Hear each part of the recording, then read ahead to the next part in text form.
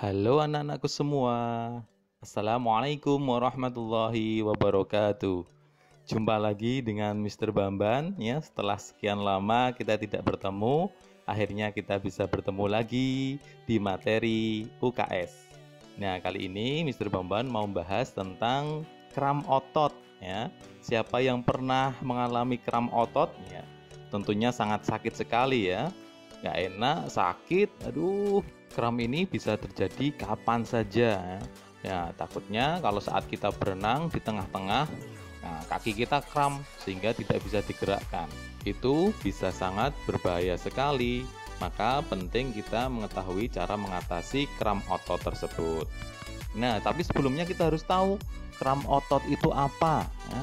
Kram otot adalah kontraksi otot secara tiba-tiba, tidak segera mereda, dan terasa sangat nyeri. Biasanya sering terjadi pada otot betis ya, seperti itu, belakang ya, bagian belakang. Kemudian yang kedua adalah otot paha bagian belakang. Dan juga yang ketiga adalah otot paha bagian depan. Itu yang sering terjadi ketika kram otot. Nah, kemudian ada beberapa orang yang beresiko terkena kram otot. Yang pertama adalah lansia, yaitu orang lanjut usia, itu biasanya sering mengeluh ya, kram otot. Kemudian yang kedua adalah obesitas atau kegemukan ya, itu juga bisa.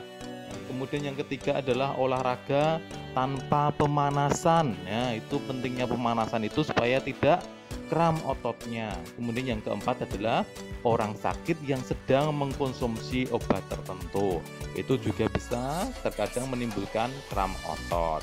Kemudian penyebab terjadinya kram otot yang pertama adalah tidak ada pemanasan saat olahraga. Nah, itu juga bisa menyebabkan kram otot.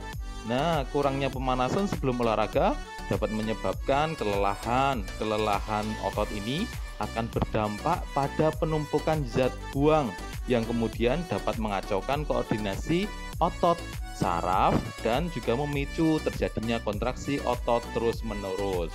Kemudian yang kedua yaitu cedera otot.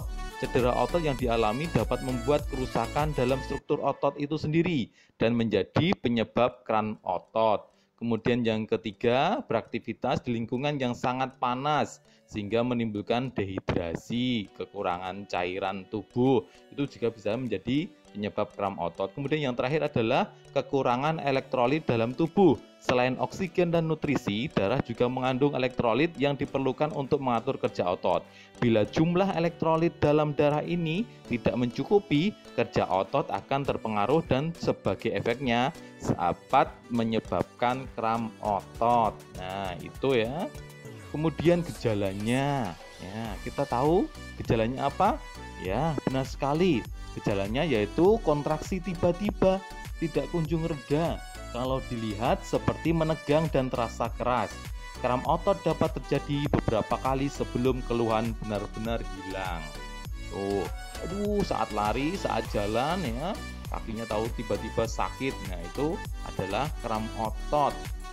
Kemudian pengobatannya bagaimana? Ya, pengobatannya yang pertama yaitu hentikan kegiatan yang dilakukan. Kita harus berhenti, tidak boleh melanjutkan kegiatan supaya tidak semakin parah. Kemudian yang kedua yaitu luruskan otot yang sedang mengalami kram. Ya, diluruskan secara perlahan dan dipijat dengan lembut apabila tidak ada orang lain. Tapi kalau ada orang lain, kakinya diluruskan kemudian ditekan ya, bagian ujung jempolnya supaya lurus. Kemudian yang ketiga yaitu gunakan kompres hangat terhadap otot yang tegang atau kompres dingin jika pemicunya adalah benturan yang menyebabkan benturan otot ataupun kram otot. Untuk selanjutnya pencegahannya ya, yang pertama yaitu hindari dehidrasi dengan minum air putih yang cukup. Nah, itu walaupun sederhana tapi ternyata air putih itu sangat penting bagi tubuh kita.